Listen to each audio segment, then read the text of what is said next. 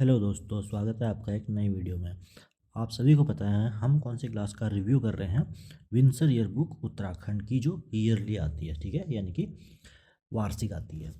तो उसमें हमने अभी तक खंड दो खंड कर लिए हैं, खंड एक और खंड दो। आज हम स्टार्ट करेंगे खंड तीसरा, जो कि है आधारभूत सूचनाओं से रिलेटेड। ये खंड थोड़ा सा बड़ा है, तो हम इसको अलग अलग भागों में करेंगे, जिसका जिसका आज पहला भाग है। ठीक, तो इसकी हम सभी चैप्टर का अंतिम समीक्षा यानी कि फाइनल रिव्यू करेंगे। जैसा कि आप चैनल का नाम भी समझ सकते हैं, ये किससे रिलेटेड है। तो चलिए क्लास स्टार्ट करते हैं। तो आप देख सकते हैं हमने खंड पहला ये पूरा खंड कर लिया है और दूसरा खंड पे हमने कंप्लीट कर लिया है। आज है खंड तीसरे की बारी। ठीक है, तो चलिए स्टार्ट करते हैं क्लास। तो इस चैप्टर में उत्तराखंड से रिलेटेड बहुत सारी जानकारियाँ दे रखी हैं, तो हमने उसको कैटेगरी वाइज डिवाइड कर लिया है। ठीक, तो जिसमें हम पहला देखते हैं। पहला टॉपिक है भौगोलिक परिचय, जिसका शुरुआत हम कर रहे हैं। चलिए, राज्य का नाम उत्तराखंड है, जो कि पूर्व में उत्तरांचल था। 9 नवंबर सन 2000 को इसका भारतीय गणतंत्र का 27वां राज्य बना था। राजधानी की बात करें तो देहरादून, और ग्रीष्मकालीन राजधानी गैरसैंण, जो कि भराड़ी सैंण में है, चमोली डिस्ट्रिक्ट में है। क्षेत्रफल की बात करें तो 53,483 वर्ग किलोमीटर, जो कि वन क्षेत्रफल की बात करें तो 37,999.6 वर्ग किलोमीटर है। भौगोलिक क्षेत्र का कितना परसेंट है? 71.05% है, ये वन क्षेत्रफल है। लंबाई की बात करें तो पूरब से लेके पश्चिम तक लंबाई हो गई 358 किलोमीटर, यहाँ से यहाँ तक। और इसकी चौड़ाई की बात करें तो 320, यानी कि उत्तर से लेकर दक्षिण तक। इसके बाद देखेंगे भौगोलिक स्थिति की बात करें तो 28 डिग्री 43 मिनट से 31 डिग्री 27 मिनट तक उत्तरी अक्षांश पर, और 77 डिग्री 34 मिनट से पूर्व से 81 डिग्री 02 मिनट पूर्वी देशांतर में इसकी क्या है, देशांतर में फैला हुआ है। हिमालय में स्थिति इसकी कौन सी है? मध्य हिमालय, यानी कि जो हमारा हिमालय है पूरब से लेकर पश्चिम तक, तो ये मध्य हिमालय वाले क्षेत्र में फैला हुआ है। बात करते हैं अंतर्राष्ट्रीय सीमा की, तो उत्तर में तिब्बत, जो कि चीन के उसमें है, और पूर्व में नेपाल में अंतर्राष्ट्रीय सीमा है। राज्यों की सीमा से बात करें तो पश्चिम में हिमाचल प्रदेश है और दक्षिण में उत्तर प्रदेश है। अधिकतम जो ऊंचाई है इसकी समुद्र तल से 7,817 मीटर है। बात करते हैं दूसरा टॉपिक, जो कि प्रशासनिक स्वरूप की बात करेंगे, जो कि राज्य के प्रशासनिक व्यवस्था का ढांचा 2025 के आंकड़ों के अनुसार इस प्रकार है। देखते हैं, मंडल की बात करें तो 2 हैं, जो कि कुमाऊं गढ़वाल आप सभी को पता है। 13 जनपद यहाँ पे हैं। तहसील और सब डिवीजन की बात करें तो 67 यहाँ पे तहसील हैं। विकास खंड 95 हैं, और नगर निगम की बात करें तो 11। नगर पंचायत की बात करें तो 7,817, और नगर पंचायत की बात करें तो 51, सॉरी ग्राम पंचायत हैं 7,817। बात करेंगे तीसरा टॉपिक है ऊंचाई के अनुसार क्षेत्रफल और वन स्थिति। तो क्षेत्रफल वितरण की बात करें तो इस राज्य का सर्वाधिक जो भौगोलिक क्षेत्र है 17,616 किलोमीटर वर्ग किलोमीटर इतने मीटर ऊंचाई पर स्थित है। यानी कि अधिकतर जो क्षेत्रफल है वो 1,000 से 2,000 मीटर की ऊंचाई पर है।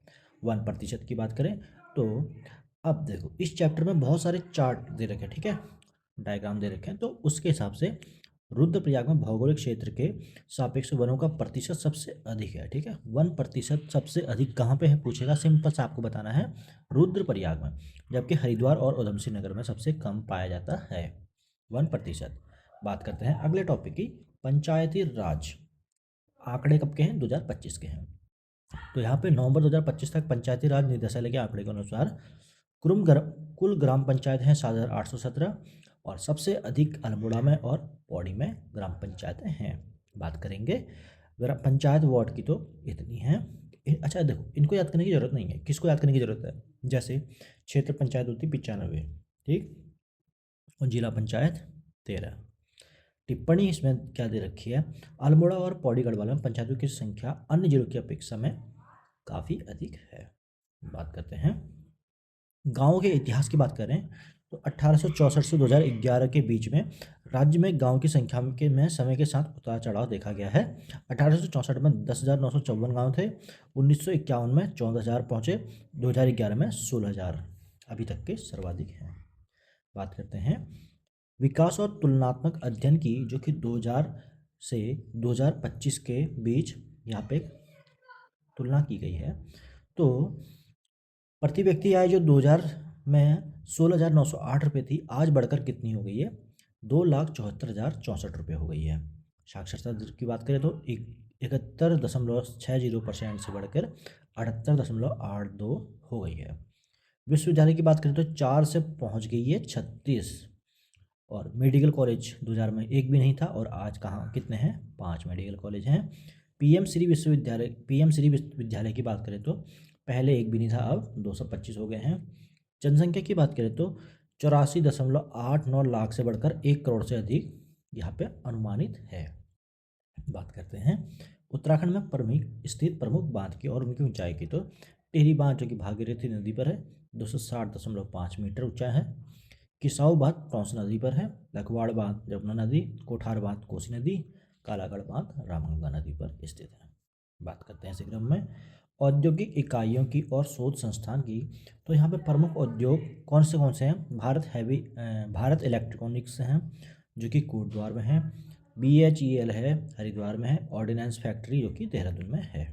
राष्ट्रीय शोध संस्थान की बात करें तो देहरादून की बात हम करते हैं, तो देहरादून में FRI के नाम से जानने वाला वन अनुसंधान संस्थान है। Survey of India, Wadia institute और हिमालय जियोलॉजी, भारतीय सुदूर संवेदन संस्थान और ONGC का यहाँ पे ऑफिस है।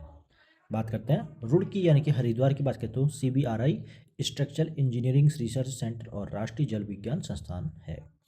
अन्य बात करें तो भारतीय पशु चिकित्सा अनुसंधान जो कि मुक्तेश्वर नैनीताल में पड़ता है, और जीबी पंत हिमालय पर्यावरण संस्थान जो कि अल्मोड़ा कोसी में है। बात करते हैं प्रमुख अकादमियाँ और संस्थान की, तो देहरादून में बात करें तो राष्ट्रीय इंडियन मिलिट्री कॉलेज है जो कि 1922 में है। भारतीय सैन्य अकादमी यानी कि IMA 1932 और इंदिरा गांधी राष्ट्रीय वन अकादमी है। मसूरी की बात करें तो LBS NAAA यानी कि लवासना लाल बहादुर शास्त्री राष्ट्रीय प्रशासनिक अकादमी है, जो कि IS की ट्रेनिंग होती है। इसी क्रम में उत्तरकाशी में नेहरू पर्वतारोहण संस्थान है। नैनीताल में उत्तराखंड प्रशासनिक अकादमी है, प्रशिक्षण अकादमी है, जहाँ पे उत्तराखंड के जो PCS वाले होते हैं उनकी ट्रेनिंग होती है। बात करें विद्यालय शिक्षा आंकड़े की, तो यहाँ पे राज्य में कुल इतने 13,923 प्रारंभिक और 4,020 माध्यमिक विद्यालय संचालित हैं। प्रारंभिक स्तर की बात करें तो कक्षा 8 से 8 तक। केवल प्राथमिक की बात करें तो इतने विद्यालय, सर्वाधिक विद्यालय पौड़ी में हैं। इतने विद्यालय को याद करने की जरूरत नहीं है, ओनली याद रखो कि पौड़ी जनपद में सबसे अधिक विद्यालय हैं। माध्यमिक स्तर की बात करें तो यहाँ पे ये है, ठीक है। इसके बाद बात करेंगे उच्च शिक्षा और प्रतिष्ठित स्कूलों की, तो यहाँ पे सबसे पहले देखते हैं द दून स्कूल जो देहरादून का है, Welham boys and girls Sherwood college Nainital में है, सैनिक स्कूल घोड़ाखाल में, और वुड स्टॉक स्कूल यानी कि मसूरी में है। उच्च शिक्षण संस्थान की बात करें तो IIT रुड़की 1847 को इसकी थॉमसन कॉलेज के रूप में स्थापित किया था। देश का सबसे पुराना तकनीकी संस्थान है। जीबी पंत कृषि विश्वविद्यालय की बात करें तो 1960 में, जबकि देश का पहला कृषि विश्वविद्यालय भी बना है। क्वेश्चन है यहाँ पे उत्तराखंड का दूसरा कृषि विश्वविद्यालय किस जिले में खोला जाना है? बात करें गुरुकुल कांगड़ी, जो कि हमने ये क्वेश्चन डिस्कस कर रखा है इससे पहले क्लास में, तभी मैं कमेंट पूछ रहा हूँ, आप कमेंट में इसका आंसर कर सकते हैं। गुरुकुल कांगड़ी की बात करें तो हरिद्वार में है, जो कि 1962 में ये डीम्ड कॉलेज में है। कुमाऊं और गढ़वाल विश्वविद्यालय इनकी स्थापना करी थी 1973 में। अन्य विश्वविद्यालय जैसे कि दून विश्वविद्यालय 2005 में, उत्तराखंड टेक्निकल विश्वविद्यालय 2005 में, पतंजलि योगपीठ 2006 में स्थापित। इसके बाद देखें तो आधारभूत सूचनाएं जो कि प्रमुख विश्वविद्यालय और संस्थान से रिलेटेड है। प्रमुख चिकित्सा एवं तकनीकी संस्थान यहाँ पे बात करें तो Himalaya institute of medical sciences Dehradun में है, 2007 में ओपन किया था। नेशनल इंस्टीट्यूट ऑफ टेक्नोलॉजी यानी कि NIT जो कि श्रीनगर 2009 में खोला गया था। IIM काशीपुर, ये सब याद करने वाली चीज़ें हैं, ठीक है, फैक्ट हैं। और एम्स है ऋषिकेश में। और भी नाम शामिल हैं जैसे कि हेमवती नंदन बहुगुणा चिकित्सा शिक्षा विश्वविद्यालय 2012 में है। इसके बाद देखें तो अन्य प्रमुख विश्वविद्यालय जैसे कि ग्राफिक एरा विश्वविद्यालय 2008 में, दून विश्वविद्यालय 2009 में, आयुर्वेद विश्वविद्यालय 2009 में, और उत्तराखंड के अन्य निजी और डीम्ड विश्वविद्यालयों में Patanjali, graphic era, UPS, Uttaranchal university, DIT, motherhood, Shobhan Singh Jeena, Shri Guru Ram राय आदि शामिल हैं। इसके बाद देखें तो यहाँ पे प्रमुख महत्वपूर्ण पुस्तकें और लेखक की बात करें तो पौराणिक ग्रंथ जैसे केदारखंड और मानसखंड जो कि स्कंद का खंड स्कंद पुराण का एक क्या है भाग है, जिसमें ब्रिटिश कालीन या विदेशी लेखक की बात करें तो हिमालयन डिस्ट्रिक्ट गैजेटर्स की किसने लिखा है, एटकिंस ने लिखा था 1882 से 86 में। मेमोयर्स ऑफ देहरादून जो कि जी विलियम्स ने लिखी है 1874 में। होली हिमालय लिखी है ई शेरमन ओकेले, और देहरादून अल्मोड़ा गजेटेड से लिखी है H.G. वॉल्टन ने। बात करते हैं इतिहास और संस्कृति पर भारतीय लेखक कौन कौन से हैं, जो कि एक पुस्तक है गढ़वाल का इतिहास, ये लिखी है हरिकृष्ण रतूड़ी ने। इसी क्रम में कुमाऊं का इतिहास लिखी है बद्रीदत्त पांडे ने। गढ़वाल पेंटिंग से लिखे बैरिस्टर मुकंदीलाल ने, और उत्तराखंड का इतिहास जिसके 21 भाग हैं डॉक्टर शिव प्रसाद डबराल ने लिखी है। इनका उपनाम क्या है, चारण भी है, ठीक, उपनाम भी पूछ लिए जाते हैं कभी एग्जाम में। कुमाऊं की चित्रकला डॉक्टर यशोधर मठपाल ने, और मध्य हिमालय का पुरातत्व या संस्कृति लिखे डॉक्टर यशवंत कठोज ने। बात करते हैं अन्य पुस्तकों की तो हिमालयन फोकलर जो कि लिखे तारादत्त गैरोला और ओकले ने। हिमालय परिचय जो कि गढ़वाल और कुमाऊं दोनों के लिए राहुल सांकृत्यायन ने लिखी है। उत्तराखंड की जनजातियों का इतिहास लिखी जय सिंह रावत ने, और जिम कार्बेट कुली बेगार प्रथा पर भी पुस्तकें इसी सूची में हैं। बात करें उत्तराखंड में आए प्रमुख भूकंप इतिहास, तो ऐतिहासिक भूकंप की बात करें तो 1803 में आया था उत्तरकाशी और बद्रीनाथ में, यह विनाशकारी भूकंप था। 1803 में 2 जगह भूकंप आया था, उत्तरकाशी और बद्रीनाथ में। और 1800 से 1900 के बीच में टोटल भूकंप जो आए थे लोहाघाट, गंगोत्री, नैनीताल, मसूरी और कई जगह अन्य भूकंप दर्ज किए थे। बात करते हैं 20वीं और 21वीं शताब्दी के बड़े भूकंपों की, तो यहाँ पे 1991 में 20 अक्टूबर को आया था उत्तरकाशी में, और 1999 में चमोली में आया था 29 मार्च को। बात करें इसके बाद धारचूला, पिथौरागढ़, चमोली क्षेत्र भूकंप की दृष्टि से अत्यधिक संवेदनशील है। 2017 में यानी कि तोलियो रुद्रप्रयाग में इतने का भूकंप देखा था 5.5 तीव्रता का। इसी क्रम में कल्याणकारी योजनाओं की बात हम करें राज्य में चलने वाली, तो स्वास्थ्य और समाज कल्याण से रिलेटेड जो योजनाएं चला रही है सरकार, उसमें है अटल आयुष्मान उत्तराखंड योजना स्वास्थ्य बीमा से संबंधित है, नंदा गौरी योजना बालिका कल्याण से संबंधित है, मुख्यमंत्री वात्सल्य योजना अनाथ बच्चों से संबंधित है, मुख्यमंत्री आंचल अमृत योजना और तिलू रोतली पेंशन योजना। और रोजगार कृषि की बात करें तो दीनदयाल होम स्टे योजना जो कि पर्यटन से संबंधित है, मिशन एप्पल योजना, हिमालय आजीविका सुधार योजना, मुख्यमंत्री पलायन रोकथाम योजना। शिक्षा और अन्य से संबंधित योजनाएं हैं जैसे कि बेटी बचाओ बेटी पढ़ाओ, रूसा ये उच्च शिक्षा से संबंधित है, और मेरा गांव मेरी सड़क योजना, नमामि गंगे अभियान भी गंगा सफाई से संबंधित है। अब देखें इसी क्रम में प्रमुख शासकीय तथ्य या पदाधिकारी एडमिनिस्ट्रेटिव फैक्ट्स की बात करें तो यहाँ पे राज्यपाल की देखते हैं हम पहले।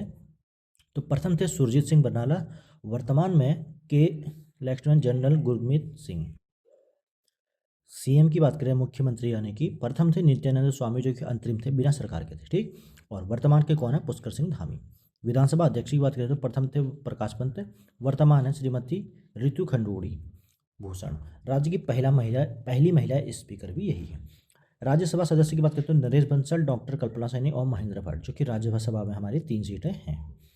तो ठीक है, इसके बाद देखें 18वीं लोकसभा जो कि अभी चल रही है, इसमें 5 जो लोकसभा के सदस्य हैं उन कौन कहाँ से हैं, तो टिहरी से हैं माला राज्य लक्ष्मी शाह, गढ़वाल से अनिल बलूनी, हरिद्वार से त्रिवेंद्र सिंह रावत, नैनीताल से अजय भट्ट और अल्मोड़ा से अजय टमटा। इसी के बाद बात करें उच्च न्यायालय की, तो प्रथम मुख्य न्यायाधीश जो है अशोक अभेंद्र देसाई थे, और वर्तमान में कौन है, न्यायमूर्ति गुहनाथन नरेंद्र। बात करें मुख्य सूचना आयुक्त की, प्रथम थे डॉक्टर RS तोलिया और वर्तमान है श्रीमती राधा रतूड़ी। मुख्य सचिव की बात करें तो प्रथम थे अजय विक्रम सिंह और वर्तमान के हैं आनंद बर्धन। ये कौन से हैं, 19वें हैं, ठीक। बात करें DGP की, तो प्रथम थे अशोक कांत शरण और वर्तमान में कौन है, दीपम सेठ। अब बात करेंगे भौगोलिक सांस्कृतिक विश्व प्रसिद्ध उपलब्धियां, जिसमें कि बात करेंगे हिमालय की, तो राज्य में हिमालय की 3 श्रेणियां हैं, महान हिमालय, निम्न हिमालय या कि हिमांचल और शिवालिक जैसी फैली हुई हैं। गंगा नदी की बात करें तो भारतीय संस्कृति में सर्वोच्च स्थान पर प्राप्त है, आपको पता ही है, और देवप्रयाग में गंगा नदी भागीरथी और अलकनंदा के संगम से बनती है। 4 नवंबर 2008 को राष्ट्रीय गंगा नदी घोषित की थी, राष्ट्रीय नदी घोषित की थी, और 2014 में नमामि गंगे अभियान शुरू किया था। नंदा देवी की बात करें तो राज्य की सबसे ऊंची चोटी है 7,817 मीटर है, जो कि चमोली जनपद में है। त्रिशूल की बात करें, त्रिशूल पर्वत की, तो यह शिव के त्रिशूल जैसा दिखता है। इसका रूप अलग अलग दिशाओं से अलग अलग दिखता है, जैसे कि गोपेश्वर से सपाट दिखता है, रानीखेत से नुकीला दिखता है। इसी क्रम में नंदा राज्य यात्रा जो कि 2026 में होने वाली है, ये टोटल 14 साल बाद आयोजित की जाती है, 14 साल बाद आयोजित की जाती है। और ये उत्तराखंड की सबसे लंबी पैदल यात्रा है, 280 किलोमीटर के समथिंग है, प्रत्येक 12 वर्षों में आयोजित की जाती है। अच्छा 12 वर्षों में, सॉरी 14 वर्षों में कह रहा हूँ मैं, 12 वर्षों में आयोजित की जाती है। 2014 में हुई थी, अब 2026 में प्रस्तावित है, अगस्त में होगी ये यात्रा। कुंभ पर्व की बात करें तो 7 दिसंबर 2017 को यूनेस्को ने इसे मानवता की अमूर्त सांस्कृतिक धरोहर की श्रेणी में शामिल किया। बात करें कुंभ पर्व की, तो यह धार्मिक पर्व है जिसमें भारी संख्या में श्रद्धालु स्नान करते हैं। स्थान इसका जो है आयोजन करने का, वो 4 स्थानों पर है भारत में। हरिद्वार में है, प्रयागराज में है, नासिक में है और उज्जैन में है। तो अब अंतराल क्या है, हर 12 वर्ष में होता है। हरिद्वार में तब होता है जब बृहस्पति कुंभ राशि में और सूर्य मेष राशि में प्रवेश करता है। और अर्धकुंभ यानी कि नाम से पता चल रहा है आधा है, यानी कि 6 वर्षों में होगा। विशेष क्या है, 2021 में हरिद्वार में महाकुंभ का हुआ था, कोविड के कारण ये अगला कब है प्रस्तावित, 2027 में प्रस्तावित है। बात करते हैं प्रमुख धार्मिक एवं पर्यटन स्थल, जो कि बद्रीनाथ जी, जैसे कि आप सभी को जानते हैं, इसका उपनाम क्या है, भू वैकुंठ धाम, जो कि भारत के 4 धामों में से एक है। चमोली जनपद में है और नर और नारायण पर्वतों के मध्य में है। अलकनंदा नदी के तट पर है। यहाँ भगवान विष्णु की पूजा की जाती है। यमुनोत्री, गंगोत्री और केदारनाथ के बाद यहाँ दर्शन करने की परंपरा भी है। इसके बाद देखें तुंगनाथ, जो कि आप सभी को पता है, ये पंच केदारों में से एक केदार है, जिसे सबसे अधिक ऊंचाई यानी कि समुद्र तल से 3,640 मीटर पर स्थित शिव मंदिर है। रुद्रप्रयाग जनपद में इसकी स्थिति है। 9वीं शताब्दी में इसका निर्माण माना जाता है और 2023 में इसको राष्ट्रीय स्मारक घोषित किया गया है। जोशीमठ औली रोपवे की बात हम करें तो ये एशिया का सबसे लंबा यानी कि 4.5 यानी कि 4.15 किलोमीटर लंबा और ऊंचाई रोपवे है। 1993 में इसकी शुरुआत की थी। पर्वतमाला प्रोजेक्ट की बात करें, परियोजना की, तो केदारनाथ, हेमकुंड साहिब, मसूरी, देहरादून रोपवे प्रोजेक्ट को इसमें स्वीकृति मिली है। कॉर्बेट नेशनल पार्क की हम बात करें तो प्रथम नेशनल पार्क है भारत का, इसे हेली नेशनल पार्क भी कहा जाता था। 1936 में ये स्टार्ट किया था और जैव विविधता के लिए प्रसिद्ध है। कटारमल सूर्य मंदिर की बात हम करेंगे तो अल्मोड़ा में है ये। निर्माण इसका राजा कटारमल ने किया था। विशेषता इसकी बात करें तो मुख्य प्रतिमा सूर्य की है, आसन मुद्रा में है। इसके विशिष्ट काष्ठ लकड़ी शिल्प वाले कपाट और कहाँ रखे गए हैं अब ये, जो इसके कपाट हैं यानी कि दरवाजे हैं लकड़ी वाले थे, कहाँ रखे हैं, दिल्ली के राष्ट्रीय संग्रहालय में रखे गए हैं। बात करें बौद्ध स्तूप की तो क्लीमेंट टाउन देहरादून में है, 185 फीट ऊंचा है। दलाई लामा द्वारा 28 अक्टूबर 2002 को प्राण प्रतिष्ठा की गई थी इसकी, यानी कि उद्घाटन। तब तिब्बती वास्तुकला का अनुपम उदाहरण यह है। बात करते हैं प्रमुख संस्थान और शिक्षा केंद्र की, तो पंतनगर कृषि विश्वविद्यालय, जो कि देश का प्रथम कृषि विश्वविद्यालय है। स्थापना की बात करें तो 17 नवंबर 1960 को जवाहरलाल नेहरू ने की थी। अब इसका नाम गोविंद बल्लभ पंत कृषि एवं प्रौद्योगिकी विश्वविद्यालय रखा गया है। वाडिया संस्थान की बात करें तो देहरादून में है और इसका काम क्या है, हिमालय के जो भूगर्भ विज्ञान है यानी कि जियोलॉजी है, उससे संबंधित देश का प्रथम संग्रहालय और अध्ययन केंद्र ये है। बात करते हैं यंत्र अनुसंधान एवं विकास संस्थान, जिसकी स्थापना फरवरी 1960 में देहरादून में की गई है। इसका काम है DRDO यानी कि रक्षा मंत्रालय के अंतर्गत।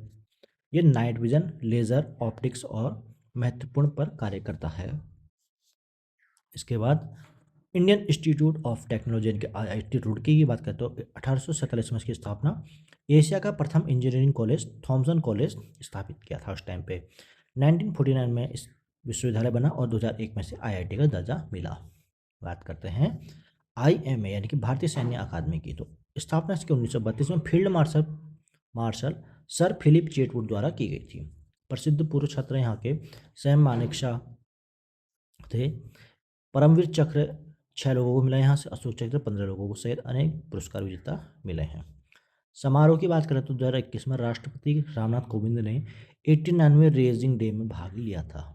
बात करते हैं राष्ट्रीय इंडियन मिलिट्री कॉलेज RIMC, जो कि 1 मार्च 1922 को ड्यूक ऑफ विंडसर द्वारा स्थापित की थी।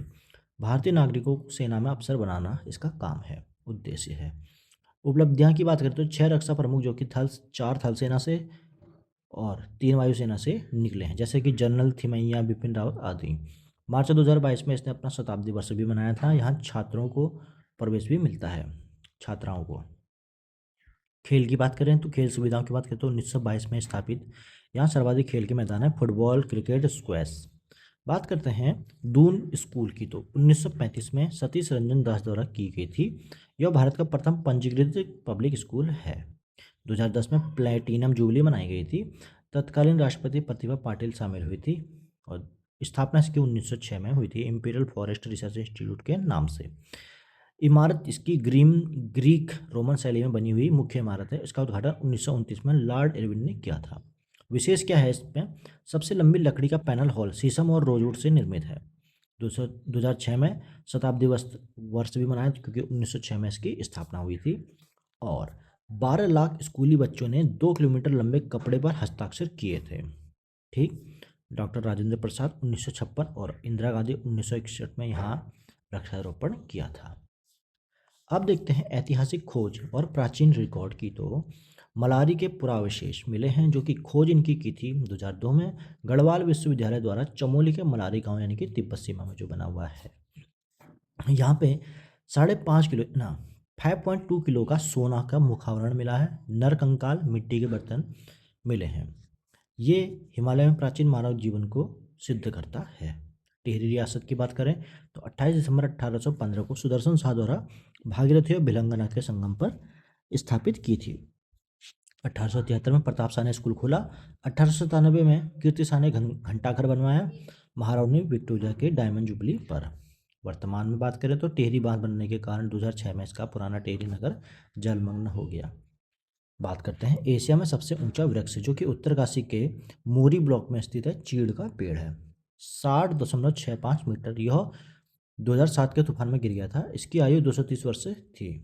सामूहिक भागीदार जनशक्ति मोटर मार्ग में। मिसाल क्या है इसकी? पौड़ी जनपद के चांदकोट और राढ़ क्षेत्र में ग्रामीणों ने बिना सरकारी सहायता के स्वयं श्रमदान से 56 किलोमीटर लंबी मोटर सड़क का निर्माण किया था। कांच का ताजमहल की बात करें तो सतपुली पौड़ी में स्थित है और निर्माता इसके कौन है? बेनी कौशल। विवरण क्या है इसमें? टूटी हुई चूड़ियों के इतने टुकड़ों को जोड़कर बना गया है। इसका वजन 50 किलोग्राम है। यह लिम्बा बुक ऑफ रिकॉर्ड्स में दर्ज है। राइफलमैन जसवंत सिंह रावत स्टेडियम की बात करें तो स्थान पौड़ी में है, यानी कि रौंसी में है। ये एशिया का सबसे ऊंचाई पर स्थित स्टेडियम में से एक है। सुविधाएं बात करें तो सिंथेटिक ट्रैक है, जिम, खेल कोर्ट है। 1975 में इसका शिलान्यास किया गया था। अनोखे रिकॉर्ड यहाँ पे बनाए गए हैं।